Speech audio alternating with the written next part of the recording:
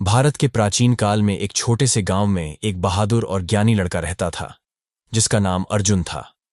अर्जुन को अपनी बुद्धिमानी और साहस के लिए पूरे गांव में जाना जाता था।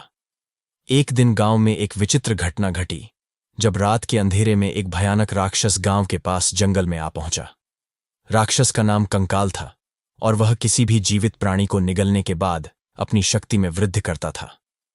गांव वाले डर के मारे अपने घरों में बंद हो गए, लेकिन अर्जुन को यह असहनीय लगा। उसने ठान लिया कि वह कंकाल राक्षस को हराकर गांव को बचाएगा। अर्जुन ने गांव के बुजुर्गों से सुनी हुई महाभारत की एक कथा याद की, जिसमें अर्जुन ने भगवान श्री कृष्ण से एक विशेष अस्त्र प्राप्त किया था जो हर असुर को नष्ट करने में सक्षम था। अर्जुन ने सोचा, अगर उस अस्त्र की शक्ति मुझे मिल जाती तो मैं कंकाल को समाप्त कर सकता हूं। अर्जुन ने अगले ही दिन जंगल की ओर यात्रा शुरू की। रास्ते में उसे भगवान शिव का मंदिर मिला, जहां वह ध्यान में बैठकर भगवान से सहायता की प्रार्थना करने लगा।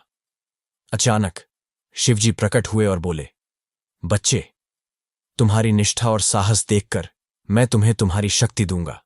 यह पाशुपतास्त्र है जो असुरों का नाश करने में सक्षम है, लेकिन याद रखना, इसका उपयोग केवल जब जरूरत हो तभी करना।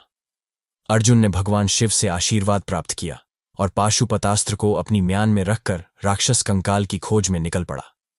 जंगल के भीतर गहरे अंधेरे में उसने कंकाल को देखा, जो पूरे जंगल में डर फैलाने की कोशिश कर रहा था। अर्जुन ने निडर होकर अपनी शक्ति का प्रयोग किया और पाशुपतास्त्र को चलाया। एक भयंकर प्रकाश से कंकाल राक्षस का संहार हो गया और जंगल में शांति छा गई। अर्जुन ने भगवान शिव का धन्यवाद किया और गांव लौट आया। उसके साहस और भगवान शिव की कृपा से गांव फिर से सुरक्षित हो गया। इस घटना के बाद अर्जुन का नाम और प्रसिद्धि पूरे क्षेत्र में फैल गई और उसे एक महान नायक के रूप में पूजा जाने लगा।